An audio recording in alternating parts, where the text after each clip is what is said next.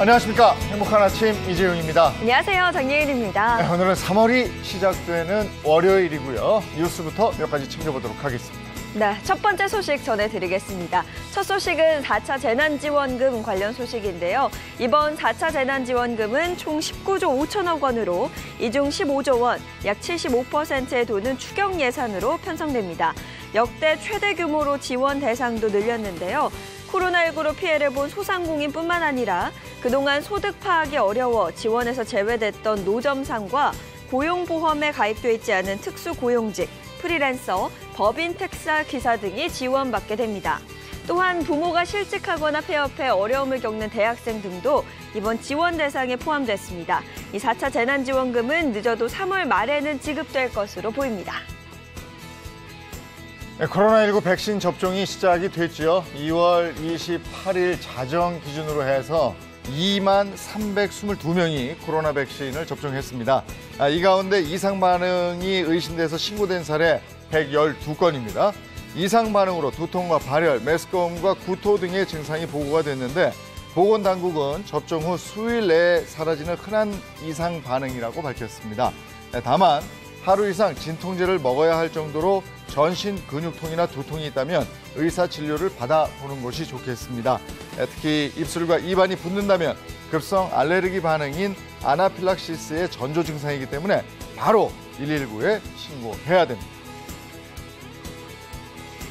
다음 소식입니다. 법원은 오늘 3.1절 서울 도심 집회 일부를 조건부 허가했습니다. 방역 수칙을 준수하는 조건으로 보수단체들의 집회가 열릴 예정인데요. 경찰과 법원에 따르면 오늘 서울 도심에서 3.1절 집회를 열겠다고 신고한 건수 약 1,600건으로 일부 보수단체들이 방역 등을 이유로 집회 금지 처분을 받았습니다. 그러나 대규모가 아닌 차량 시위와 소규모 집회는 방역 수칙과 교통 안전을 준수하는 조건으로 허용돼 도심 곳곳에서 열릴 전망입니다. 서울경찰청 관계자는 110여 개 중대 5,000명에서 6,000명 인원이 투입될 것이라며 코로나19 확산을 막기 위해 총력을 기울일 것이라고 전했습니다. 네, 코로나19로 많은 사람들이 힘듭니다만은 비대면 업종만큼은 호황을 누리고 있다. 이렇게 되어 있네요. 이제는 집 밖에 나가지 않아도 거의 모든 일을 할 수 있게 됐는데 코로나가 끝나도 이 편한 서비스를 끊지 못할 듯합니다. 바로 쓰레기 수거 서비스인데요. 일주일 동안 모아둔 쓰레기를 현관문 앞에 내놓으면 얼마 지나지 않아서 문 앞에 놓여있는 쓰레기를 바로 수거해간 후에 분리수거까지 해준다고 합니다. 또한 문 앞에 세탁물을 내놓으면 48시간 안에 세탁해서 다시 돌려주는 서비스도 인기입니다. 지난해 코로나19 유행 이전과 비교하면 매출이 2배나 뛰었다고 그러네요.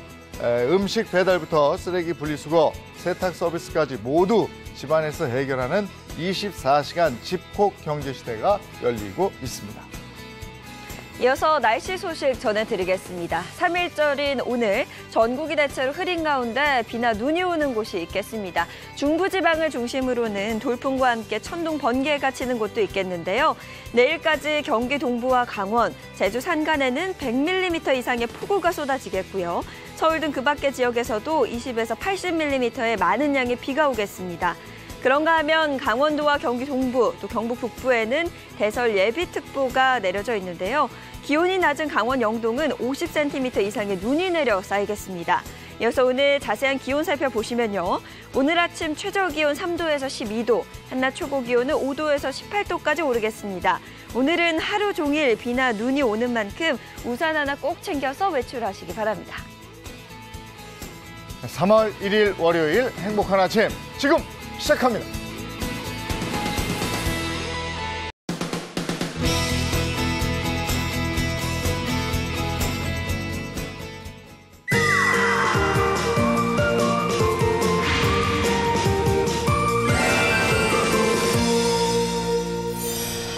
네, 한 주가 시작되는 월요일 행복한 아침, 이인철, 허주연 변호사와 함께합니다. 어서 오세요. 네, 안녕하세요. 반갑습니다. 네, 방송인 박수림 씨, 이정수 씨 어서 오세요. 반갑습니다. 어서 오세요. 네, 안건우 기자도 어서 오십시오. 네, 안건우 기자가 오늘 이슈 첫 번째 거부터 전해주시죠. 네, 한국인 하면 이거잖아요. 밥심. 네. 밥. 오늘 바로 공깃밥 이슈입니다. 공깃밥. 밥. 밥에 이슈될 게 있나요? 밥이 뭐 무슨 밥 이슈일까요? 이슈? 있습니다. 이 공깃밥. 추가 공깃밥을 하면 좀 가격을 내야 하잖아요. 네. 그거 얼마인지 알고 계세요? 1,000원이죠, 1,000원. 이거는 뭐 묻지도 따지도 그렇지. 않고 그냥 국민 네. 룰이죠. 그냥 국룰. 그러니까 진짜 당연한 거잖아요. 네. 언제부터 1,000원이었는지 아시는 분도 계세요? 당군 할아버지 때부터 있죠. 당군 할아버지가 공깃밥 1,000원. 그 당시에 1,000원은 되게 비싼 거 아니에요? 아니 그게 언제쯤부터 1,000원인지는 저 생각해보지 않았네요. 기억이 안 나요. 네, 당연히 정말 뭐 공깃밥 1,000원. 반만년으로 생각하실 수도 있지만 네. 근 30년 정도 됐다고 합니다. 네, 꽤 됐네. 그때부터 계속 1,000원으로 고정이 돼 있었는데요. 이거를 1,500원으로 올리자는 일명 공깃밥 1,500원 올리기 운동이 진행되고 있다고 합니다. 이거 근데 공깃밥을 1,500원으로 올리면 저항이 만만치가 않을 것 같은데. 그럴 수도 있겠네. 여러 가지 이유가 있죠. 이게 가장 큰 이유는 일단 쌀값 인상입니다. 지난번에 이제 자연재해로 인해서 쌀 작황이 좀 좋지가 않았거든요. 그래서 쌀값이 좀 올랐습니다. 한국농수산식품유통공사에 따르면 2월 10일 기준으로 소매 20kg 쌀이 6만 원대였는데요. 이게 평년 가격인 4만 원대에 비해서 38%나 오른 거라고 하네요. 그렇기 때문에 즉석밥 업계는 이미 즉석밥의 가격을 올렸습니다. 쌀값 올랐죠. 요즘 또 배달 많이 시켜 먹으니까 용기, 자재값도 올랐죠. 인건비 이런 거 따져보면 식당 업주분들은 가격을 좀 올려야 되지 않을까 이런 생각을 하실 것 같아요. 네. 그렇습니다. 뭐 포장 용기값도 말씀하신 대로 인건비도 올랐고요. 네. 신용카드 수수료 있죠. 거기다가 요즘엔 배달 앱 수수료까지 있습니다. 그러니까 공깃밥을 1,000원을 받으면 오히려 손해가 나는 그런 사정이라고 하죠. 네, 얘기를 쭉 들으니까 업주분들의 생각도 이해는 가는데요. 네. 소비자분들의 반발이 만만치가 않을 것 같은데. 좀 찬반이 엇갈리고 있습니다. 네. 올려야 한다는 분들은 그래 그동안 많이 올랐으니까 올리는 게 맞지라고 얘기하시는 분들도 있지만 반대하시는 분들은 그럼 쌀값 내리면 밥값 다시 내려줄 거냐 이렇게 또 반문하시는 그럴 수도 분들도 있겠네. 있다고 해요. 그렇지. 왜냐하면 한 번 오른 거는 어지간해서 내려가지 않으니까 않죠. 네. 공깃밥 인상 논란을 놓고 여러 가지 의견이 분분한데 어떻게 생각하세요? 근데 식당에서 보통 김치찌개, 된장찌개 시키면 밥이 추가 따로 오는 거잖아. 따라오잖아요. 네. 그렇죠.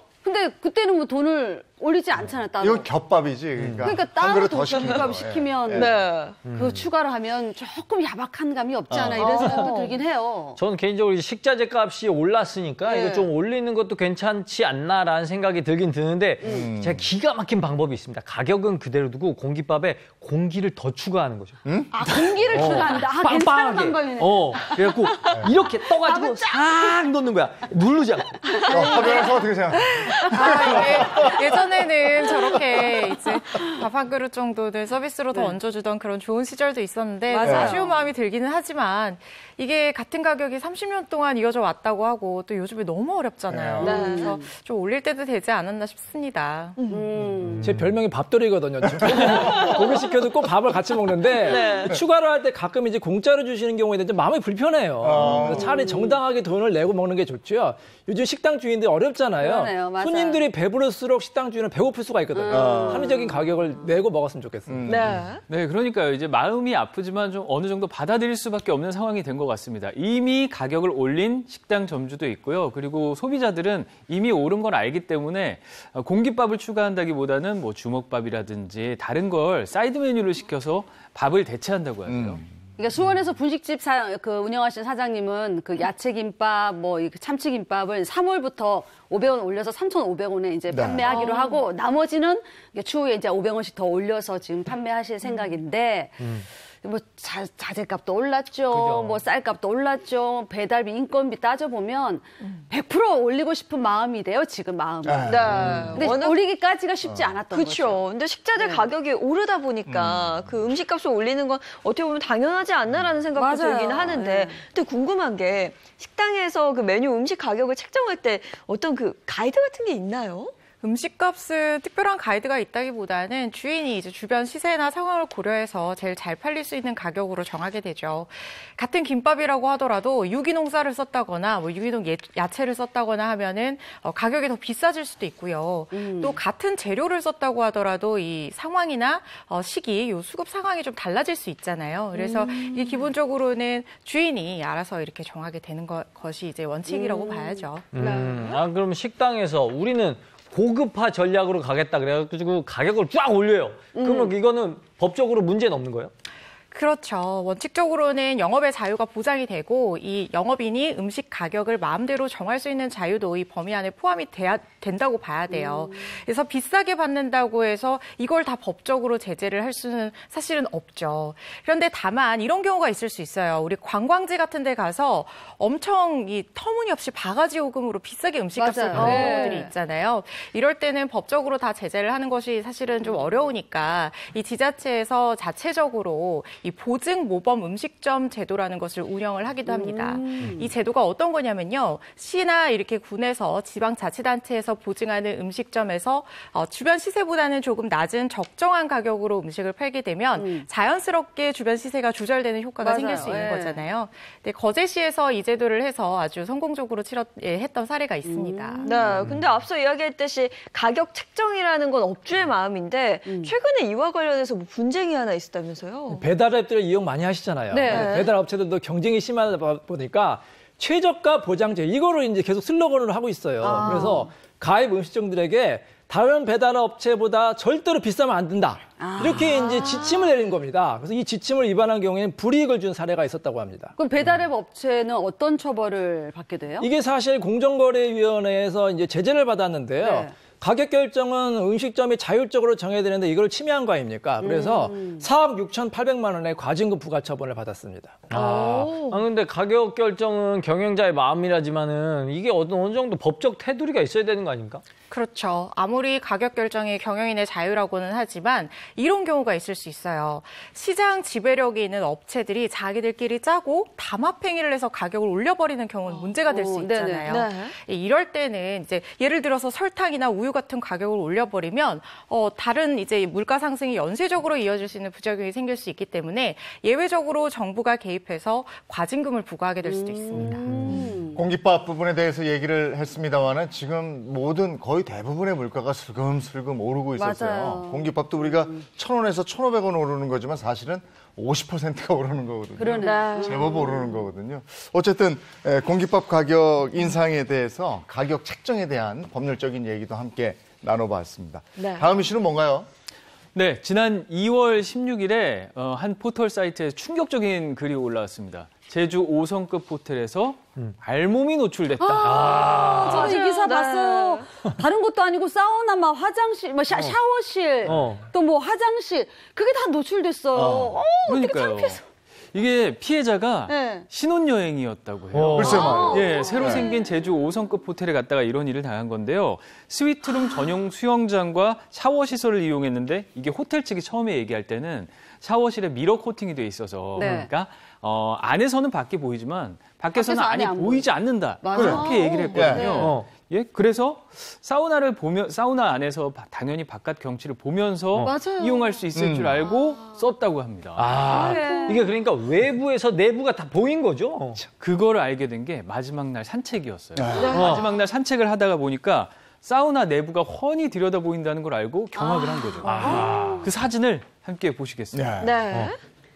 네, 밤에 찍은 사진인데요. 안에 보이네. 저거 뭐 의자 같은 것도 보이네요. 그러니까요. 불 켜져 있는 거 다 보이죠. 내부가 보이는 걸 확인할 수가 있습니다. 저 정도면 사람 왔다 갔다 하는 거 이거 다 보였겠는데요? 그러니까요. 이 상황만으로도 피해자 측은 엄청난 충격을 받았을 것 같은데 근데 여기서 호텔 측의 대응도 상당히 문제였다면서요? 네, 피해자가 놀라서 찍은 사진을 보여주면서 호텔 측에 일단 항의를 했습니다. 네. 항의를 했는데 호텔 측에선 저녁 시간에 블라인드 올리는 걸 깜빡했습니다. 그래서 저렇게 안이 보였던 겁니다. 이렇게 말도 안 돼. 변명을 했다고 합니다. 근데 변명을 넘어서 또 무슨 거짓말을 했다는 건 그러게. 뭡니까? 그러니까 호텔 측에서 처음에 제가 말씀드렸던 대로 미러 코팅이 돼 있었다고 했잖아요. 그럼 당연히 밖에서는 안이 보이지 않아야죠. 그런데 문제는 이것도 사실이 아닌 걸로 드러났다는 겁니다. 피해자가 올린 사진 또 함께 보시죠. 네. 네, 바로 이 사진인데요.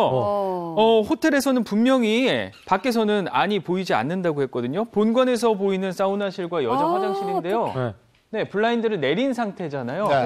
그런데 저 여성 사우나 보입니다. 블라인드가 내려진 상태라서 유리가 코팅이 됐는지 안 됐는지 뭐 알 수도 없네 뭐. 그렇죠. 어쨌든 전면창으로 돼 있는 거 확인이 되네요. 네, 그 다음 사진을 보면은 좀 확실하게 볼 수가 있습니다. 네, 먼저 호텔 다양한 장소에서 찍은 사진인데요. 사람이 서 있어. 저 위에 블라인드. 네, 호텔 포토존에서 촬영한 여성 샤워실입니다. 더 보이네. 그래서 그냥 보여요. 어머 대박. 네, 그리고 1층 식당에서도 사우나가 훤히 보이고요. 네. 아이고. 야 사진으로 봤을 때 이렇게 낮에 찍은 것 같은데 안이 이렇게 훤히 보이면 어머 밤이면 불을 켜거나 이러면 너무 잘 너무 잘 보이죠. 그렇죠. 근데 방금도 얘기했다시피 그 차단 코팅을 했다. 이거 호텔 측의 완벽한 거짓말이었던 거죠? 네, 그래서 피해자가 호텔 직원과 동행을 해서 직접 확인을 했다고 합니다. 어떻게 됐느냐? 입구, 산책로, 주차장, 객실, 발코니, 또 어느 각도에서도 샤워실과 사우나 내부가 아주 선명하게 보였다고 합니다. 1박에 80만 원이 넘는 돈을 내고 지금 안 돼. 스위트룸에 저건 묵었던 안 돼. 거거든요. 그런데 여기서 알몸 샤워를 했다는 생각이 얼마나 충격을 받았겠습니까? 어떡해. 그래서 이 피해자가 혹시나 내 사진이 다른 데 노출되지 않았나. 이거 불안하죠. 그러니까요. 검색을 해보다가 정신과 치료까지 받았어요. 아니 근데 이 피해자들을 오히려 업무방해 혐의로 경찰에 신고했어요. 네, 이런 어처구니 없는 또 상황이 보도가 되면서 엄청난 문제가 됐죠. 네. 당시 이제 호텔 객실 지배인이 설 연휴 때문에 휴가를 간 상태였다고 합니다. 네. 그래서 전화를 받지 않았고 피해자는 얼마나 화가 났겠습니까? 그러니까 항의를 했겠죠. 그런데 이 항의 과정에서 말씀하신 대로 호텔이 업무방해로 경찰에 신고를 했거든요. 아니 이게 사과를 정식으로 해도 모자를 파네. 변호사님 이게 말이 되나요? 사실 업무방해죄라는 것은 허위 사실을 유포하거나 이제 위력으로서 업무를 방해할 때 성립이 되는데요. 예를 들어서 항의를 할 때도 너무 막 이제 소리를 지르거나 막 네네. 직기를 부수거나 행패를 부릴 경우는 업무방해죄가 되지만 뭐 상식적인 수준에서 정당한 권리 행사를 하는 것은 업무방해죄가 성립되지 않을 수 있습니다. 네. 이게 호텔에서는 연휴 기간이라서 투숙객도 많지 않았고 뭐 밖에 지나가는 사람도 별로 없었다 이렇게 얘기하면 보는 사람이 없었다 그러면 그 문제가 안 되는 거예요? 그런 것은 아니겠죠. 그럼. 본 사람이 실제로 있든지 없든지 간에 이게 안에서 저렇게 이제 내부가 여기 훤히 식별될 정도로 밖에서 안이 들여다보다 보일 정도라고 하면 당연히 문제가 될 수 있고요. 관련 규정에 따라서도 이 차면 시설을 설치를 해야 됩니다. 차면 시설 설치라는 목적이 실제로 누가 보는 것을 어떻게 물리적으로 차단하는 그런 목적도 있겠지만 가능성을 미리 예방해서 이 사생활 침해를 이제 가능성을 차단하는 어떤 그런 목적도 같이 있는 거거든요. 네. 특히 지금 문제가 된 게 옷을 벗고 다니는 사우나 시설이었잖아요. 이런 경우라고 하면 피해가 정말 심각할 수 있어요. 네. 실제로 지나다니는 사람이 없었다고는 하지만 요즘에 드론이나 망원 렌즈 이런 게 얼마나 많이 보급돼 있으니까. 네. 그래서 이런 상황은 사실은 언제 누가 들여다봐도 이상할 것 없는 그런 상황이 돼버린 거죠. 근데 이게 문제가 언론에 보도되고 이제 시끄러워지고 이러니까 네. 이 호텔 측에서 뒤늦게 사과문을 올렸다면서요? 바로 그게 문제였습니다. 그것도 문제요? 호텔 측의 사과문 함께 보시죠. 자, 사과문입니다. 네. 호텔은 해당 사우나의 운영을 중단하고 문제가 된 부분을 시정 조치하겠다. 이렇게 밝혔죠. 네. 근데 이번 문제처럼 의도치 않게 사생활이 노출돼서 소송으로 이어진 사례들이 좀 꽤 있을 것 같은데요. 네, 2009년도에 있었던 사건인데요. 이 설 연휴 기간 중에 귀성길 고속도로 교통 상황이 이제 저녁 뉴스 프로그램을 통해서 보도가 된 거예요. 이때 스튜디오에 있던 앵커가 요금소 현장에 나가 있던 기자를 연결해서 이제 상황을 중계하는 네네. 그런 형식이었는데 화면이 이렇게 나가면서 네. A씨라는 사람이 요금소 직원으로 일하면서 요금을 받는 장면이 나가게 된 거죠. 네. 그럼 기자가 말할 때 화면에는 자료 그림 나가잖아요. 맞아요. 근데 그 그림이 2017도 아니고 2007년도에 네네. 그런 거라고요? 맞아요. 이게 자료 화면이 나갔었는데 문제는 이게 보도 당시가 아니라 2007년도에 방송국에서 미리 찍어서 보관하고 있던 자료 화면이었는데 이때 화면에 나왔던 요금소 직원 A씨가 그 당시에는 요금소 직원이었지만 그 나갈 때는 이미 이제 공사를 퇴사를 하고 이제 다른 직업으로 일을 하고 있던 상황인 거예요. 자기가 원치도 않게 예전의 직업이 원하지 않는 상황에서 이렇게 알려지고 전국적으로 공표가 된 거잖아요. 그래서 이 부분에 대해서 굉장히 이제 불쾌감을 많이 느꼈다 이렇게 얘기를 하면서 손해배상 청구를 했고 법원은 A씨의 손을 들어줬습니다. 여러분 머드 축제라고 아시죠? 네. 그래요. 한 여성이 머드 축제에 이제 그 참여를 했는데 네. 그 다음에 자신의 이제 얼굴이 무단으로 포스트에 딱 게재된 걸 본 거예요. 그러니까 얼마나 놀랬겠습니까? 근데 얼굴뿐만 아니라 이제 온몸에 다 진흙으로 이렇게 다 했잖아요. 예, 맞아요. 그걸 이제 동의 없이 올린 거예요. 그래서 이 여성이 너무나 이제 화가 나가지고 시와 조직위원회, 그다음에 사진 작가를 상대로 손해배상을 청구했거든요. 네. 근데 1심에서는 패소를 했는데 2심에서는 이 여성이 수치심과 당혹감을 느꼈다고 해서 유죄로 300만 원씩을 명했습니다. 요즘에는 이렇게 기자들 여기 안 기자도 계시지만 네. 초상권 같은 거 굉장히 꼼꼼하게 살펴보잖아요. 정말 조심해야죠. 그래서 길을 가다가 행인들이 물어보세요. 혹시 저 찍혔나요? 네. 절대 나오지 않도록 저희가 처리를 잘 해드리겠습니다. 이렇게 한동안 엄청나게 달래야 하는 그런 상황이 많이 생기죠. 그리고 앞서 그 호텔 사건도 봤습니다만은 사과를 할 때는 즉각적으로 진심 어린 사과를 맞아요. 사과 받는 측에서 원하는 거거든요. 그쵸, 네. 질질 끌고 변명하다가 마지못해 하는 사과는 그거는 이미 다 끝난 겁니다. 맞습니다. 예. 자, 지금까지 한 주간의 핫 이슈를 법의 관점에서 한번 풀어봤고요. 이번에는 우리 주변에서 일어나는 사건, 사고를 법의 관점으로 풀어보겠습니다. 그 법이 알고 싶다.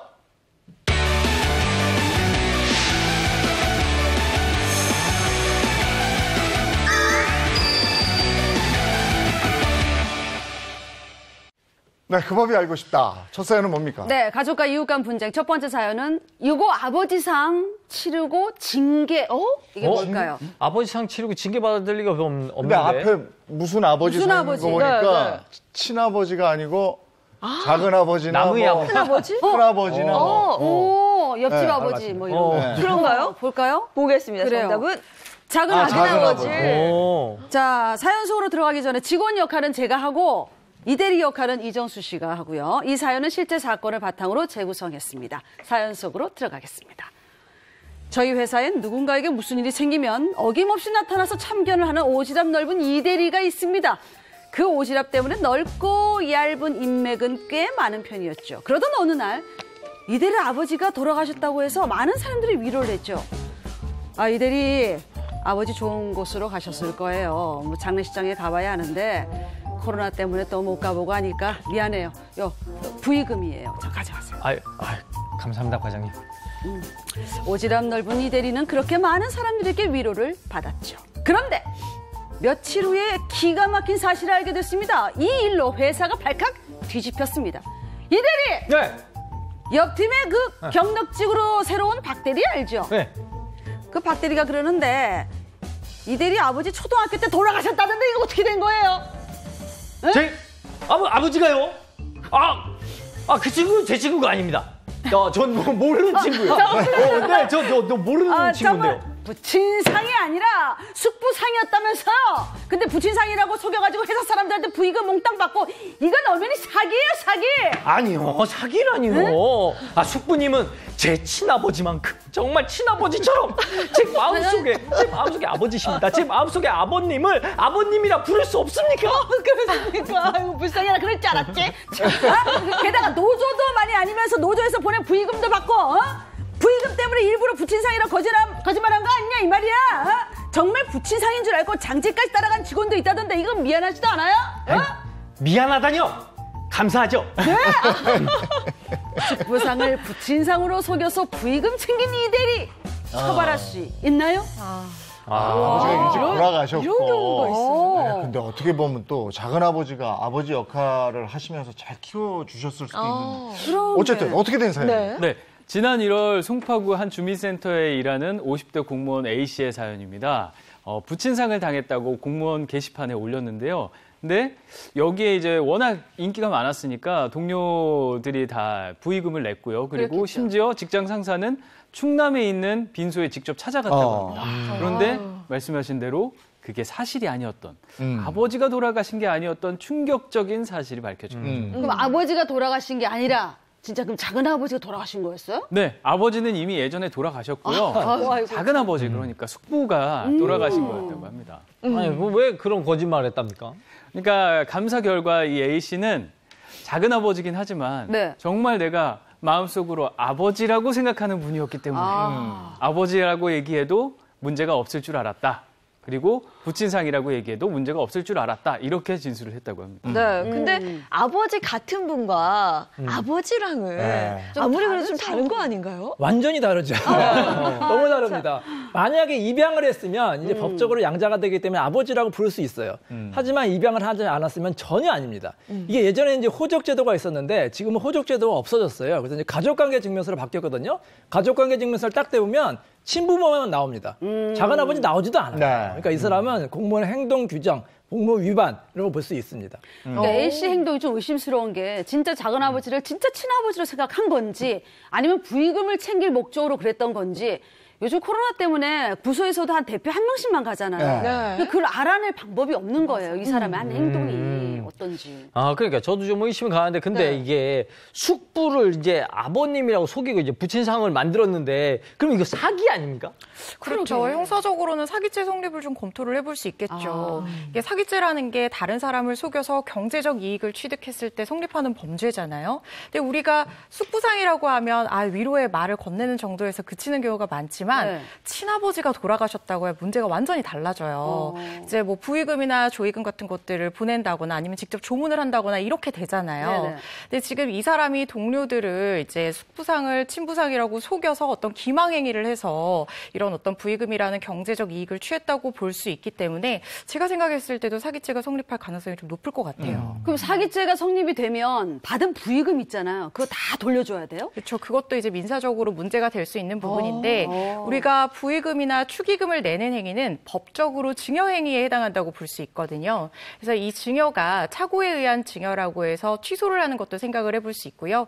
또 형사적으로 사기죄가 성립을 한다고 판단이 되면 이 부분에 대해서는 민사적으로 불법 행위에 따른 손해배상 청구를 하실 수도 있어요. 근데 지금 상황이 이렇게 다 밝혀졌으니까 자발적으로 우리 동료들한테 돌려드리는 게 어떨까 싶습니다. 네. 근데 사실 부의금도 부의금이지만 A씨가 공무원이잖아요. 그래서 이 행동강령과 복무 규정 위반을 했다고 방금 그렇죠. 그러셨는데 이거 처벌받나요? 이 정도면은 이제 경징계를 넘어서 이제 중징계가 될 수가 있어요. 그래서 지금 해당 관할구청에서는 이 상급 기관인 서울시에 지금 중징계를 요청했고요. 네. 해당 공무원은 현재 직위 해제 상태입니다. 그래요?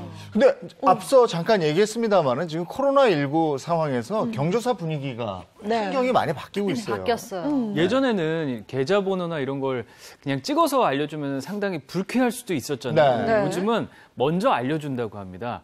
그리고 그래, 맞아. SNS, 소셜미디어에도 보면 메신저에 축 부의금, 축 결혼, 그리고 네. 조의, 이런 봉투들이 또 따로 마련이 돼 있거든요. 그래서 이런 문화가 더 많이 활발해진 것 같습니다. 네, 그래서 한 맘카페에서요 상을 치르게 된 누리꾼이 부고 문자에 그 계좌번호를 넣는 거에 대해 어떻게 생각하냐 이런 글을 올렸더니 정말 의견이 갈렸다 그래요. 댓글에서는 충분히 이해가 된다라는 의견이 있었고 또 결국에는 부의금 챙기겠다는 거 아니냐 이런 의견들이 있었다고 합니다. 요즘에는 진짜 이렇게 부고가 그 휴대폰에 이렇게 날라오잖아요. 날라와요. 근데 거기에 꼭 계좌 번호가 이렇게 들어있거든요. 같이 오죠. 예전에는 이거 보면 계좌번호까지 이랬는데 요즘에는 못 가게 되는 경우도 있기 때문에 괜찮은 것 같아요. 근데 어떻게 생각하시는지 모르겠어요. 저도 그 좋은 것 같아요. 그 특히 이제 저 같은 경우 못 가면 돈을 보내고 싶은데 사람 인편으로 보내려면 그 사람을 찾아야 되거든요. 네. 너무 상한가 이렇게 몇 번 전화하고. 네. 그래갖고 계좌번호가 딱 있으면은 보내기 편해서 맞아요. 저는 좋더라고요. 그러니까 어차피 축의금이나 조의금 같은 경우는 제가 할 사람은 계좌가 없어도 전화해서 물어보거나 이렇게 선물을 주거나 하게 되더라고요. 근데 좀 미운 사람도 있어. 별로 안 가고 싶은데. 근데 이 계좌번호를 찍었어. 근데 안 보내면 되잖아요. 네. 또 온다? 또 문자라고 다른 계좌번호를 또 찍어서 은행별로 쫙 계좌가 달라요. 그런 분도 계시긴 한데 근데 꼭 보내야 하는 사람은 계좌번호 있으니까 좀 편하게 보낼 수 있으니까 좋긴 하더라고요. 네, 저도 물어보기가 사실 좀 애매하잖아요. 이게 그 계좌번호 좀 하고 물어보기도 애매한데 먼저 알려주면은 사실 감사하죠. 네. 저도 넣어주는 게 좋더라고요. 이게 중요한 일을 치르고 있는 사람한테 계좌번호를 물어본다는 게 아까 기자님 말씀하신 그쵸, 것처럼 맞아. 좀 어려운 상황이 있을 수 있어요. 그래서 계좌번호를 미리 딱 찍어주면 제가 마음을 전할 수 있어서 좋은 것 같습니다. 저도 좋다고 생각을 하는데 근데 당사자가 직접 보내는 건 좀 민망해요. 네. 제가 결혼하는데 제 계좌로 보내주세요. 그거보다는 친구가 대신해서 보내주는 게 가장 좋은 것 같아요. 예. 이 친구가 결혼하는데 안 가실 분들은 제가 이제 계좌를 받으면 대신 전해주겠습니다. 이게 가장 좋은 것 같습니다. 아니면 아파트 경비실로 보내주세요. 뭐 이런 것도. 아니 근데 그룹 요즘에 이렇게 단체로 하는 그거 있잖아요. 네네. 근데 거기에 총무들이 있거든. 또. 아, 그러면 그 사람들이 편하죠, 이제 대표로 맞아. 물어서 좀 민망해서 내가 안 보내면 그거 해주면 그렇죠. 네. 고맙고 총무세요 혹시? 총무세요? 그렇게 해서 처리하는 방법도 있죠. 네. 맞아요. 어쨌든 축하하는 자리는 진심으로 축하해주고 그럼요. 또 슬픔을 나누는 자리는 진심으로 슬픔을 나누고 이게 제일 중요한 거 아닌가 싶어요. 네. 자, 두 번째 사연. 자, 두 번째 가족 간 이웃 간 분쟁. 아내 땡땡 비밀은? 요건 제가 알죠. 아내의 아내? 방귀는 비밀. 우린 척해야 돼? 비밀 아니야. 그냥 진짜? 막 껴대요. 그래요? 아까도 아내, 것 같은데. 아내 뭐 이렇게 되니까 뭐 외도 뭐 이런 거 아니에요? 그러니까 바람 뭐 이런 쪽 아닌가? 그런 쪽 아니에요? 보겠습니다. 아내의 임신의 비밀은 임신의 비밀이 있어? 임신의? 궁금하죠? 네. 이거 궁금하면 500원. 자, 아내 역할은 제가 합니다. 자, 남편 역할은 이정수 씨. 사연 속으로 들어갑니다. 전 일 욕심이 많은 비혼주의자였습니다. 남자친구에게도 솔직하게 말했고요. 그는 제 곁에만 있을 수 있다면 괜찮다고 했죠. 저를 존중해주고 늘 따뜻하게 배려해주는 남자친구를 사랑하게 됐습니다. 나랑 결혼해 줄래? 아, 나랑 평생 함께 살래? 자기 음치구나? 자, 뽕! 나랑 결혼해 줄래, 자기야? 나도 자기 사랑해. 근데 난 여전히 그냥 결혼 자신이 없어. 결혼해서 애 낳고 살림하고 그것보단 난 내 일이 더 중요해. 아니야, 그 아이 없어도 괜찮고, 난 진짜 자기만 있으면 돼. 나 진짜 자기랑 결혼하려고 진짜 병원 가서 잘랐어. 진짜. 정말? 걱정하지 말고, 진짜. 내가 다 살림도 내가 할게. 나랑 결혼해 줘. 진짜? 자기 괜찮겠어? 진짜 당신만 내 부인으로 맞이할 수 있으면 나는 진짜 괜찮아. 다 괜찮아. 진짜? 부담스러워. 저를 위해서라면 무슨 일이라도 하겠다며 큰 결단을 한 남자친구. 전 그의 진심에 감동해서 결국 결혼을 하게 됐죠. 그런데 야! 이정수! 왜? 자기 병원 가서 수술했다며. 걱정하지 말라며. 근데 이게 어떻게 된 거야? 2줄이야. 나 임신이야. 임신? 대박! 우리 이제 부모가 되는 거야? 정말 축하해. 자기 축하해. 우리 이제 애기 생겼다. 잠깐만, 축하? 지금 이게 축하할 일이야? 당신 수술했다며. 어떻게 임신이 된 거야? 정말 수술한 거 맞아? 이게 근데 가끔은 풀리기도 한데. 야, 이 정도면 이제 운명으로 받아들여야지. 그냥 키우자. 좀 운명 같은 소리 하고 있어, 진짜. 그 병원 어디야? 당장 고소할 거야, 나. 잠깐만. 고소는 하면 안 되지. 저기 네? 흥분을 좀 가라앉히고 있잖아. 이게 실은 내가 그 병원에 간 적이 없어. 병원에 간 적이 없고, 진짜 미안해. 근데 자기가 나랑 결혼 안 해준다 그래가지고 내가 어쩔 수 없이 그냥 그런 건데, 정말 내가 자기 정말 너무 사랑하거든. 어떻게, 안 될까? 잠깐 생방송 중 이러면 안 되는데, 당신! 부셔버릴 거야! 어딜 부시겠다는 거야? 남편의 거짓말 때문에 원하지 않는 임신을 하게 됐는데요. 전 어떻게 할까요? 이거 너무하다. 이거 정말. 여자 입장에서 이러면 안 이건 되죠. 아니야. 그래서 사연 한번 더 들어봐야 되겠네요. 네, 사연 속 부부는 딩크를 약속하고 결혼한 부부. 딩크라면 아이를 낳지 않겠다, 뭐 이거죠? 그렇죠. 의도적으로 아이를 낳지 않는 네. 그런 부부를 말하는 건데요. A씨 부부가 바로 딩크 부부였습니다. 아내인 A씨가 원래 비혼주의자였지만 연애 때부터 자신을 정말로 진심으로 아껴주는 남편을 만나서 결혼을 이 정도면 해도 되겠구나 하고 결혼을 한 거죠. 그럼 이제 합의한 부분인데 그 아내도 다 동의를 했죠? 그렇습니다. 예. 남편은 A씨의 마음을 알게 일단 딩크를 약속을 했고요. 또 남편이 그러니까 딩크를 약속했고 또 아이를 가지려는 시댁의 압박이 있었는데 남편이 이거를 또 적극적으로 막아줬다고. 이때까지는 남편이 꽤나 든든했어요. 든든하죠. 아내 의견도 존중해주고. 근데 그 이후가 이제 문제였던 거죠. 네. 어느 날부터 A씨의 몸 상태가 이상해지기 시작합니다. 예. 입맛도 없고 졸리고 자주 피곤하고 그러니까 업무에 지장이 생기기 시작하니까 병원에 가서 진단을 받아본 겁니다. 근데 아니나 다를까 임신입니다. 아, 이게, 아이가 찾아온 거는 이제 좋은데, 이거, 준비가 없어. 여자 입장에서는 너무 네. 충격적일 거란 말이에요. 그 남편이 적극적으로 협조했다고 그래요. 그러니까요. 남편이 이제 정관 수술을 했다면서 병원에서 인증 사진까지 찍어서 보냈거든요. 예, 그래서 A 씨는 이제 임신에 대한 걱정을 전혀 안 하고 있었는데 이런 상황을 맞닥뜨리니까 엄청나게 당혹스러워하고 있는 거죠. 그러면 수술을 받았는데 이런 사태가 벌어졌으면 이거 의료 사고 아닙니까? 그러네. 그래서 사실 이 A 씨도 병원을 고소하겠다고 남편이 뭐 풀릴 수도 있다고 얘기를 했으니까 고소하겠다고 난리를 쳤더니 그제서야 남편이 사실은 수술을 하지 않았다. 어떡해. 아이가 생겼다고 얘기하면 당신이 기뻐할 줄 알았다. 이렇게 눈물을 흘렸다는 거예요. 진짜 이게 막상 아이가 생기면 되게 당황스럽거든요. 그러니까 아이를 원했던 사람이 생기면 너무 기쁘죠. 근데 진짜 원하지 않았고 남편도 그럼 아이 뭐 수술했다.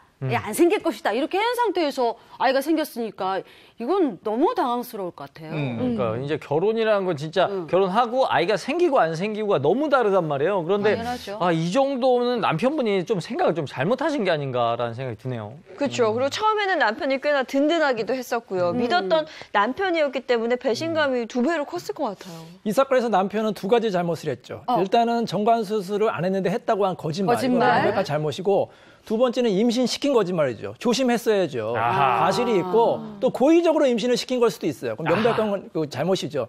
근데 이런 것 때문에 고민을 상담하고 뭐 이혼까지 하겠다는 그런 부부들이 꽤 있습니다. 근데 이제 나쁜 생각을 하시면 안 돼요. 나중에 자녀를 출산하면은 오히려 이게 축복이 될 수가 있거든요. 그러니까 전화위복이 될 수 맞아요. 있으니까 대신 남편은 아내와 자녀에게 평생 더 잘해야 될 것으로 보입니다. 근데 이혼이 쉬운 건 아니지만 이 상황이 이혼 사유가 됩니까? 그렇죠. 법적으로는 아내가 만약에 이혼을 청구한다고 하면 남편에게 규책 사유가 인정이 될 것으로 생각이 네. 돼요.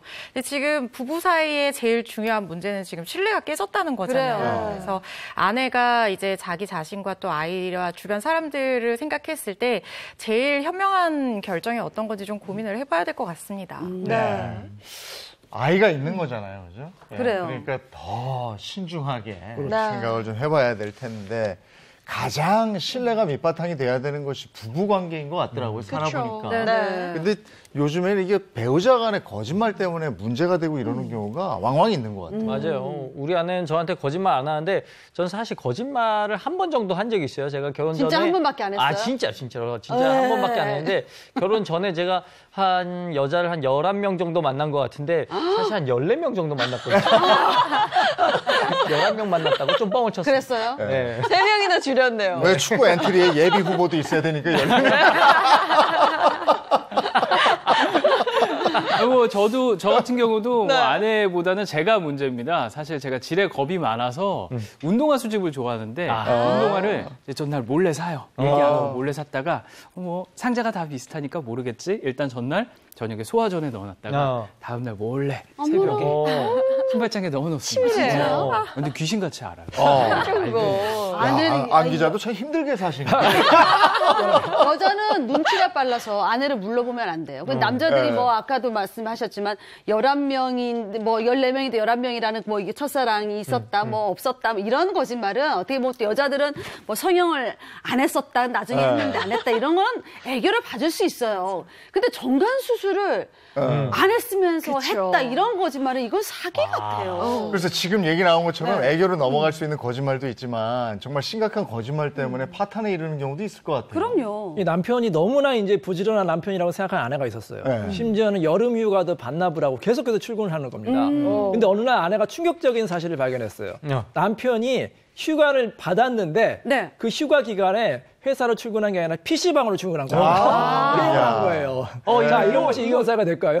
이혼 사료 이거 어떻게 이혼 될 것 같은데요? PC방은 괜찮을 것 같아요. 요즘에 이제 뭐 게임이라든지 아니면 뭐 골프, 낚시 이렇게 취미 활동에 지나치게 빠져서 너무 힘들다는 그 부부들이 많거든요.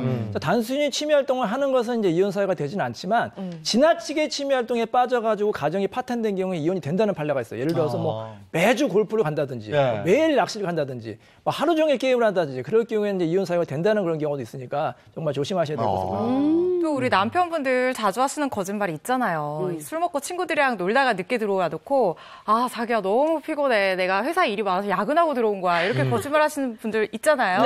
이 경우에 이혼 사유가 될까요? 이거 어떻게 그게요? 그죠? 습관적으로 이랬으면 또 이거 아니 심각하죠. 남편도 자주 하는 거짓말이 술 네. 먹고 나온 다음 날 그러잖아. 내가 다시는 술을 먹나 봐. 술 먹게 되면 내 전 재산 당신한테 다 준다. 막 각서 쓰고 막 이러잖아요. 근데 이게 다 이혼 사유가 되면 다 이혼했지. 전 세계적으로 다 남자 이혼했지. 다 이혼했겠죠. 거짓말이 이혼 사유가 되려면 어떤 거짓말을 했는지 또 빈도가 어떤지에 대해서 좀 여러 가지 고려가 필요한데 단순한 거짓말을 넘어서서 아주 심각한 내용의 거짓말을 상습적으로 했다고 하면 이 부분은 좀 문제가 될 수 있습니다. 우리가 이제 보통 거짓말을 하는 이유들이 있어요. 근데 네. 이 이유들이 대부분 명백한 이혼 사유에 해당하는 경우들이 많죠. 예를 들어서 외도라든가 뭐 음주 문제, 도박 문제 이런 것들이 좀 심각한 수준이고 맞아. 개선할 여지가 없다 이렇게 된다고 하면 이혼 사유가 충분히 될 수 있습니다. 그 실제로 남편의 거짓말로 이혼한 유명인이 있다면서요? 맞아요. 이 전 남편 왕진진의 무수한 거짓말로 결국 이혼을 하게 된 팝 아티스트 낸시 랭 씨가 있죠. 이 왕진진 씨는 낸시 랭 씨한테 자기가 어떤 유명한 P그룹의 혼외자다 이렇게 소개를 했고 자기도 아주 큰 그룹을 경영하는 회장이다 이렇게 얘기를 했다고 했는데 이게 모두 다 사실이 아니었습니다.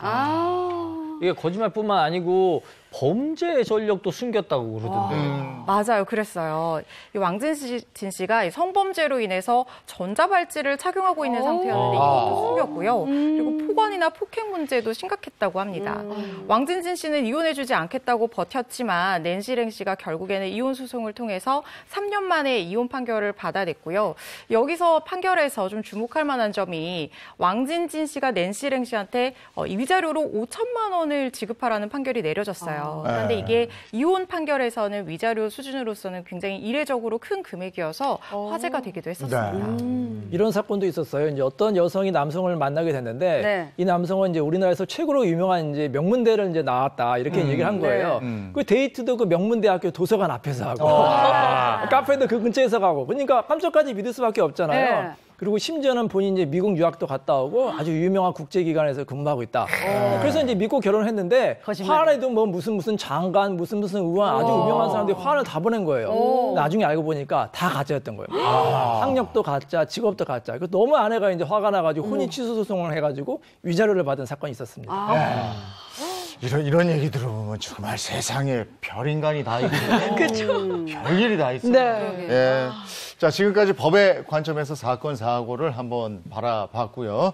이번에는 생활 속에 궁금한 법률을 알아보는 시간입니다. 슬기로운 생활 법률입니다.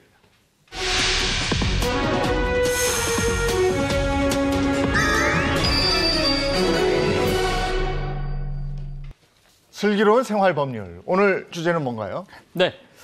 미슐랭 별이 가고 이 별이 왔습니다. 무슨 별일까요? 바로 배달 앱 별입니다. 먼저 꽁트로 만나보시죠. 자, 꽁트 들어가기 전에 치킨집 사장 역할은 또 제가 하고요. 손님 1 역할은 이정수 씨, 손님 2 역할은 이재용 님이 해주시면 되겠습니다.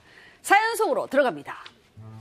치킨 장사 10여 년, 이젠 장사를 접으려 합니다. 장사를 접게 만든 왼수들, 그들을 고발합니다. 지금까지 이런 치킨은 없었다. 행복치킨입니다.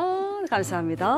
사장님, 나 알죠? 예, 저 단골 손님 이정수예요. 아유, 당연히 알고 말고요. 말씀 많으신 말 많은 손님. 자, 오늘도 양념반 프라이드 반으로 보내드릴까요? 그게 아니고요. 네. 저 30만 원만 좀 빌려주면 안 될까요? 예? 이번에 빌려주면 제가 별 5개 드릴게. 여기 치킨집인데 갑자기 돈을... 답답한 예? 사장님아. 사장님네 별 중요하시잖아요. 그러니까 별 5개 내가 드릴게. 어차피 내가 못 갚는 사람도 아니고 갚잖아. 그러니까 나한테 30만 원 빌려주시면 별을 딱 5개 드리고 내 친구한테 얘기해서 별 5개 또 주라 그럴게. 빨리 돈 좀 빌려줘요. 어렸을 때 별사탕은 참 좋아했는데요. 이렇게 뜬금없이 전화해서 돈을 빌려주면 별 5개를 준다며 막무가내로 조르는 손님이 있는가 하면요. 더 기가 막힌 손님도 있었습니다. 지금까지 이런 치킨은 없었다. 시끄럽고 이봐요. 내가 분명히 7명 먹을 거 보내달라고 그랬잖아. 양 넉넉하게 보내달라고 그랬잖아. 이게 뭐예요? 아니 손님 치킨 한 마리 시키면서 7인분을 달라고 하시면 치킨 한 마리 무게가 정해져 있는 거라 저희도 어쩔 수가 없습니다. 나 정말 이 사장님 융통성 이렇게 없어가지고 장사를 어떻게 하나? 아니 봐서 좀 큰 놈으로 잡든가 조각을 몇 개 더 넣으면 되는 거지. 그런 센스도 없이 어떻게 음식점을 해? 이봐요. 별 받기 싫어요? 내가 맛없다고 리뷰하면 쫙 긁어봐? 아니 그냥 치킨 치킨 한 마리 시키면서 7명을 먹을 거리 넉넉하게 달라는 건 무슨 심보일까요? 배달의 별점으로 하루에도 몇 번씩 협박성 요청해 요청사항 안 들어주면 맛없다는 리뷰를 쓰겠다는 선 넘은 고객들, 별점 가지고 음식점 사장님들 괴롭히는 이런 사람들 처벌할 방법 없을까요? 야, 이게 이런 얘기, 이런 사연들이 있군요. 말이 돼요? 7인분은 진짜 해보신 것 같은 느낌이에요. 이거 어떻게 된 사연입니까? 먼저 배달 앱 선택하실 때 어떤 기준으로 고르세요? 일단 리뷰가 잘 나와 있고 사람들이 많이 이용하는 거 저는 그렇게 아니 느껴요. 치킨 같은 제일 먼저 뜨는 거 있잖아요. 그게 제일 많이들 시켜 먹는 것 같아서. 아무래도 눈이 많이 가잖아요. 네. 그래서 사장님들이 여기에 신경을 많이 쓰는 것 같습니다. 먼저 준비한 사진 보시죠. 네. 네, 이런 사진입니다. 제가 한번 읽어드릴게요. 네. 사장님 바쁘세요? 사장님 다름이 아니라 저희 어머니 암 수술 받으시고 검진 받으러 가야 되는데 30만 원 빌려주실 진짜 수 있네. 있을까 했어요. 친구들은 다 카드값이 빠져나갔다고 하고 그래서 부탁드리게 됐어요. 병원 빨리 가야 해서요. 아니 이 문자가 실제로 주고받은 문자예요? 실제네요. 야, 정말 당황스럽죠. 근데 더 네. 황당한 문자가 있습니다. 다음 사진도 보시죠. 네, 이것 보세요. 사장님. 한 번만 서비스. 네, 한 번만 서비스. 근데 병원비. 서비스가 엄마 병원비 때문이에요. 라고. 아이고. 네. 음식을 공짜로 달라는 그런 얘기인가요? 그러네. 네, 그러니까 무료로 줄 수 없다. 이렇게 사장님이 얘기를 하고 배달을 취소를 시켰거든요. 근데 또 주문을 했습니다. 자기 돈을 내고요. 돈 없는데. 네네. 어머. 그러면서 자기가 일단 주문을 했어요. 그리고 1시간 뒤에 여기서 머리카락이 나왔다. 이렇게 불만을 표한 겁니다. 이거는 그래서 너무한데요? 사장님이 그냥 다시 환불해주고 제발 주문하지 마세요. 이렇게 당부를 했다고. 사실 이거는 정말 일반적인 고객의 요구로는 절대 볼 수가 없거든요. 맞아. 네, 이게 알려지니까 뭐 누리꾼들은 정말 거지근성이다. 이게 뭐 하는 짓이냐. 비판, 비난 일색이었다고 하네요. 이것도 일종의 갑질이잖아요. 이거 처벌받을 수 있지 않습니까? 그렇죠. 이건 벌점을 담보한 어떤 갑질이라고 봐야죠. 이게 와. 서비스나 상품에 대한 어떤 정당한 평가가 아니라 막무가내로 이렇게 요구를 하면서 들어주지 않는다고 이렇게 별점 테러를 한다든가 악의적인 어떤 리뷰를 쓴다든가 이런 식으로 하게 되면 법적으로 문제가 될 수 있습니다. 근데 이런 터무니없는 요구가 한두 개가 아니라면서요. 이 사진도 한번 보시죠. 네. 네. 요청사항에 아이 생일이니까요. 양을 곱빼기로 주세요. 라고 되어 있습니다. 네, 점주는 정량이 정해져 있으니까 제가 양을 더 많이 드리기 어렵다고 이렇게 메시지를 수기로 작성을 해서 보냈어요. 쪽지까지. 아니 아무 말 없이 정량만 보내도 되는데 저렇게 수기로 직접 정성껏 보냈는데 이게 뭐가 불만일까요? 그런데 더 어처구니 없는 거, 이 배달을 받은 사람이 고객이 별점을 1점만 주고 그리고 심지어 이 수기로 인해서 아이가 상처받을까 봐 두렵다면서 이걸 찢어서 버려버렸다. 이거를 올린 겁니다, 이 글을. 본인이요? 네. 자포가 아닌가? 다음 사진도 보시죠. 네. 네. 치킨 한 마리 시키면서 요청사항에 7명이 먹을 거니 많이 달라. 아까 그거네. 예. 사장님 진짜 아유, 너무 극한 직업이다. 요청들이 하나같이 다 도가 좀 지나친 것 같아요. 진심인 건지 웃자고 한 건지. 그러니까요. 이게 배달 앱이 식당 점주들이 별 때문에 엄청 속을 끓이고 있거든요. 하지만 집에서 소비하는 사람들이 워낙 늘고 코로나19 때문에 그리고 이 별점으로 인한 수익이 워낙 크다 보니까 사장님들도 어쩔 수 없는 상황인 겁니다. 네. 근데 아무리 뭐 고객이 왕이다라고 하더라도 이건 좀 지나친 것 같거든요. 이거 뭐 대책이 필요할 것 같은데요. 고객이 이런 왕은 폭군이죠. 그 진상 손님이라고 하는데, 근데 이제 그 업주들은 울며 겨자 먹기식으로 고객 요청을 다 들어줘요. 왜냐하면 계속해서 악성 댓글을 올리면은 식당 영업에 치명상을 입히거든요. 근데 이러한 행동이 심해질 경우는 업무방해죄나 명예훼손죄가 될 수 있으니까 정말 조심하셔야 됩니다. 네. 그 악성 댓글로 진짜 음식점에 금전적 손해를 끼쳤어. 그러면 처벌이나 손해배상 이런 거 해야 되는 거 아니에요? 해야죠. 이 어떤 비방할 목적을 가지고 리뷰를 써가지고 이 명예를 훼손하거나 모욕을 하게 되면 정통망법상 명예훼손죄가 성립을 할 수 있고요. 또 민사적으로도 불법 행위에 따른 손해배상 청구하실 수 있습니다. 하여간 이게 뭘 시켜 먹으면서도 굴림을 해야 됩니까? 그러니까요. 이게 파트너십이라는 개념을 좀 알아줬으면 좋겠어요. 그러니까 내가 치킨 먹고 싶어서 내가 적당한 치킨집을 시키는 거고 그럼 그 치킨집을 하시는 분도 내 필요에 의해서 치킨을 파는 거잖아요. 맞아요. 이렇게 파트너십이면 되는데 본인이 뭐 대단히 뭔지 알고. 그러니까요. 갑질을 하고 이러면 안 되죠. 예. 자, 여기까지 우리가 법률 상식으로 한번 알아봤습니다. 도움 말씀 주신 이인철 변호사, 허주현 변호사 고맙습니다. 고맙습니다.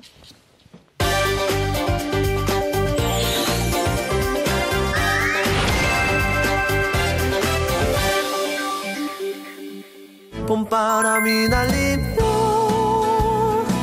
흩날리는 벚꽃잎이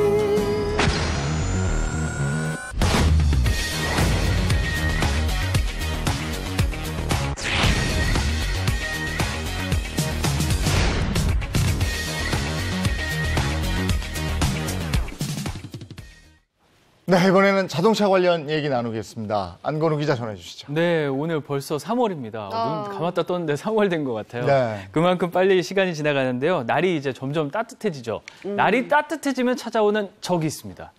바로 졸음. 졸음. 네, 네. 오늘은 졸려. 졸음운전 사고에 대해서 알아보겠습니다. 위험하죠. 자, 준비된 영상 하나 보겠습니다. 터널입니다. 예. 터널에 가고 있는데 뭐야. 계속 간다. 차가 속도를 안 줄여. 네. 본인 속도를 안 줄였어. 자, 와, 고속도로 너무 위험한데, 저러면. 앞에 그러니까. 차가 멈추면서 블랙박스 차주가 속도를 줄이던 상황이었는데 뒷차, 탑차가 속도를 줄이지 못하고 그대로 들이받는 사고였습니다. 이거 저 정도면 졸음운전 크게 다치셨을 것 사고였습니다. 같은데. 저 뒤에 두고 타고 있었으면 좋겠어요. 그러니까요. 너무 위험한데? 정말 위험하죠. 우리가 그 시속 100km를 달릴 때 네. 1초에 28m를 가는데요. 네. 졸음운전이 그게 정말 위험한 이유거든요. 다음 영상도 보겠습니다. 어휴. 여기 고속도로입니다. 네. 여유 없이 네. 달리고 있죠. 역시 빠르다. 근데 가고 있는데 반대 차선. 오. 네, 반대 차선에서 트럭이 휘청이더니 이야. 바로 중앙 분리대를 넘어오죠. 야, 이거 진짜 무슨 영화에서나 볼 법한 맞아, 일인데 맞아. 그렇죠. 블랙박스 차량이 핸들 빨리 안 꺾었으면 큰일 날 뻔했었어요. 그러네. 저 이렇게 보는 것만으로도 네. 굉장히 아찔한 사고인데 그럼 이 사고 역시도 졸음운전 때문인 거예요? 이제 정확한 원인은 아직 조사 중이지만 졸음운전으로 추정을 하고 있습니다. 다음 영상도 보시죠. 네. 천안 논산강 고속도로입니다. 네. 뭐지? 또 차가 가고 약간 있는데 차선이야. 네, 약간. 잘 들어온다. 네. 졸았구나. 아, 이거 졸았어요. 그렇습니다. 그러니까 들어오잖아. 이 블랙박스 차량이 졸음운전을 한 건데요. 차주가 운전을 하다가 갑자기 졸음이 왔다고 해요. 그래서 졸음 쉼터까지 가야 하는데 거리가 좀 있으니까 자율주행, 크루즈를 켰고요. 이게 자율주행을 본인이 켜면 그렇게 15초마다 했구나, 한 번씩 핸들에 손을 올려야 하는데 이거를 졸아서 실수를 한 겁니다. 그러면서 이게 크루즈가 풀리면서 앞차를 바로 들이받은 거죠. 다음 영상이 바로 자율주행 크루즈와 관련이 있는 영상이거든요. 네. 함께 보시죠. 네. 자, 1차로 앞에 가는 연기 차를 좀 나오고. 봐주세요. 왜 정말 아찔하게 운전하죠. 네. 1차로에서 주행하던 차가 갑자기 가서, 중앙분리대 측으로 붙었다가 2차로로 급차로 변경하면서 멈춥니다. 역시 크루즈 주행 중이었고 졸음운전을 했다고 합니다. 정말 깜빡하는 순간에 사고 나는 거거든요. 그렇죠. 특히나 졸음운전이 그렇잖아요. 근데 졸음 운전 졸릴 때 운전하다 졸릴 때 어떻게 해요? 그러니까 저는 이제 너무 졸리면은 차라리 차를 세우고 가는 게 나은 것 같습니다. 그리고 제가 운전하는 차가 아닐 경우에는 그냥 운전자에게 같이 쉬자고 하고요. 그리고 무엇보다 이렇게 졸릴 것 같으면 그런 거리에는 차를 갖고 가지 않는 게 가장 좋은 겁니다. 그렇죠, 맞아. 교통. 저도 졸릴 땐 좀 차를 세우고 좀 자는 편인데 사실 예전에 과학 선생님 저한테 알려줬거든요. 너희들 졸릴 때 그 야한 생각해. 그러면 잠 깨니까. 그래갖고 운전하다 막 졸리잖아요. 그럼 야한 생각을 어머나 세상에. 아우, 참. 그럼 더 안 되지 않아? 나는 애 아빠가 무슨 야한 생각을 하세요? 아, 왜 아빠 안 됩니까? 저는 졸음운전 사고 경험이 있기 때문에 저 20년 전에 제가 전 매니저가 졸았어요. 전 뒷좌석에 있었는데 차 폐차까지 왔는데 큰일 날 뻔했네. 그러니까 무조건 지금은 제 남편이 운전하는데 계속 옆에 떠들어요.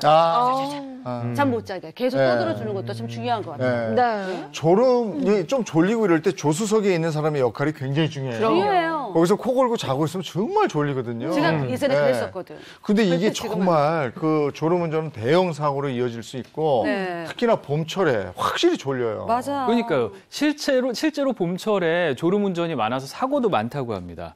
졸음운전이 한 연구소에서 자동차 사고 120만 건을 분석을 했더니 1,344건으로 4계절 중에서 가장 높았다고 해요. 그리고 겨울과 비교했을 때는 31.5%나 비율이 높았다고 합니다. 네.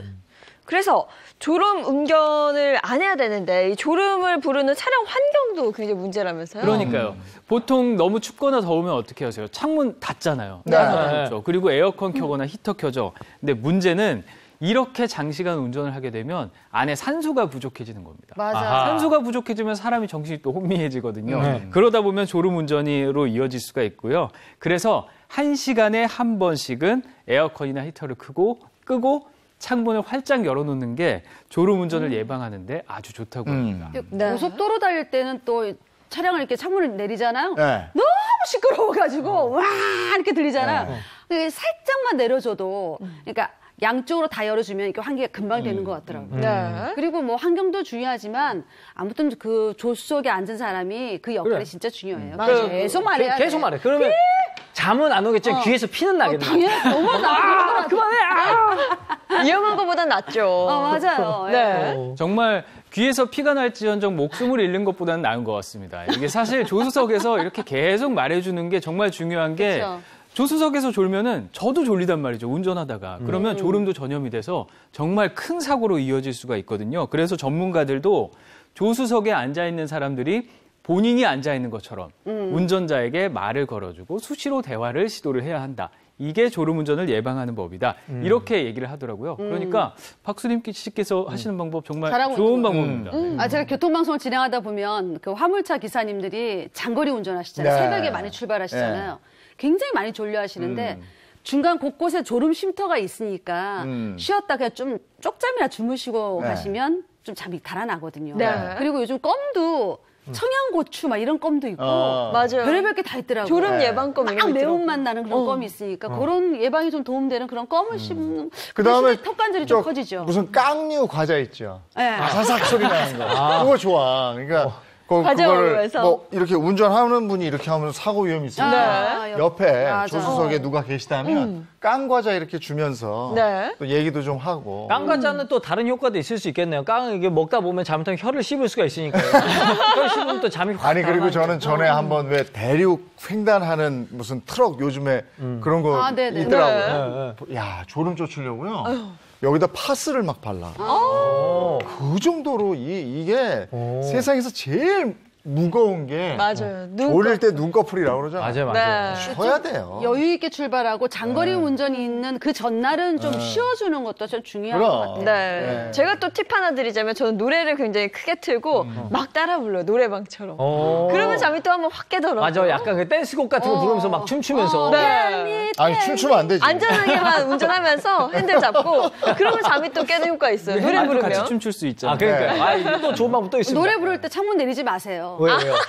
원래 들어가. 차량한테 그럼 방해되지. 아니 노래 부르면. 가장 좋은 방법은 쉬는 거죠. 그렇습니다. 네, 뭐 천하장사도 솔직히 이길 수 없는 게 바로 졸음이잖아요. 맞아요. 그러니까 가까운 곳에 졸음 쉼터가 있다면 무조건 쉬시는 게 가장 좋은 방법입니다. 알겠습니다. 이제 충곤증 몰려올 텐데 맞아요. 절대 졸음은 좀 큰일 납니다. 네. 오늘 자동차에 관련된 얘기 여기까지 하겠습니다. 고맙습니다. 고맙습니다.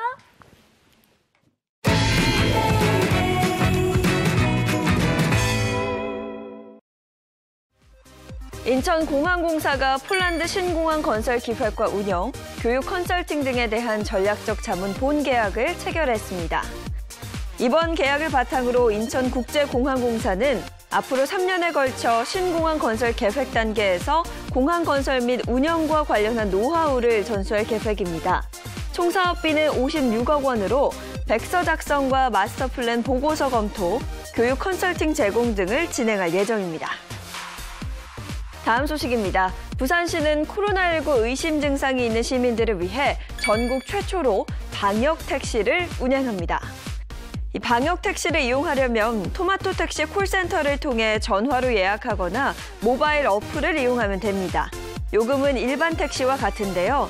자택에서 보건소에 도착해 코로나19 진단검사를 받는 동안은 대기요금이 부과되지 않고 타고 온 방역 택시를 이용해 집으로 돌아갈 수 있어 시민들의 편의에 도움이 될 것으로 보입니다. 다음 소식입니다. 경기 여주시의 신속 PCR 검사 시스템이 큰 효과를 거두면서 모범적인 방역 모델로 주목받고 있습니다. 여주시에 이어 신속 PCR 검사를 도입하는 곳들도 늘어나고 있는데요. 자세한 내용 영상으로 함께 보시죠. 5일장을 찾은 사람들이 코로나19 검사를 받고 있습니다. 여주시가 지난해 말 전국 최초로 도입한 신속 PCR 검사입니다. 검사를 도입한 이후 5일장은 다시 문을 열었습니다. 코로나 사태로 문을 닫은 지 59일 만입니다. 코로나 걱정 없이 안심하고 이용할 수 있다는 입소문에 손님도 크게 늘었습니다. 저희 상인이나 오시는 손님들이나 안심하고 사람을 대할 수가 있는 점이 가장 좋은 점이고요. 손님도 많이 늘었습니다. 결과가 바로바로 나오니까 좀 더 편해지고 안정적인 것 같아요. 신속 PCR 검사는 정확도가 높은 일반 PCR 방식과 진단 결과가 빨리 나오는 신속 항원 검사의 장점을 합친 방식입니다. 한두 시간 만에 양성, 음성 여부를 확인할 수 있어 선제적 대응이 가능합니다. 검사 정확도도 97% 이상으로 기존 PCR 검사와 비슷한 수준입니다. 여주시는 시청사 등 사람들이 몰리는 장소에 신속 PCR 검사소인 나이팅게일 센터를 설치했습니다. 시 전체 인구의 40%인 4만 4천 명이 검사를 받았고 숨어있는 감염자 11명을 찾아냈습니다. 우수한 효과가 알려지면서 신속 PCR 검사를 도입하는 지자체와 기관도 늘고 있습니다.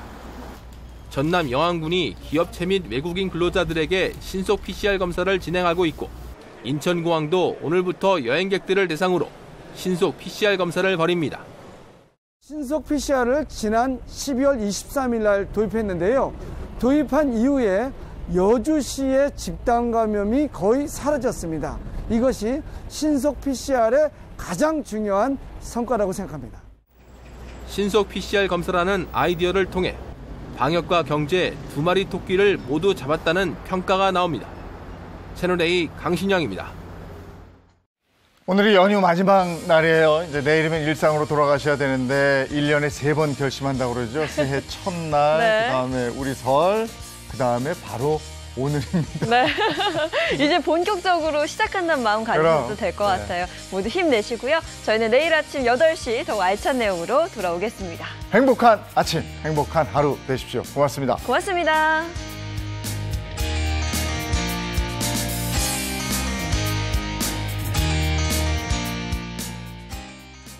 채널 A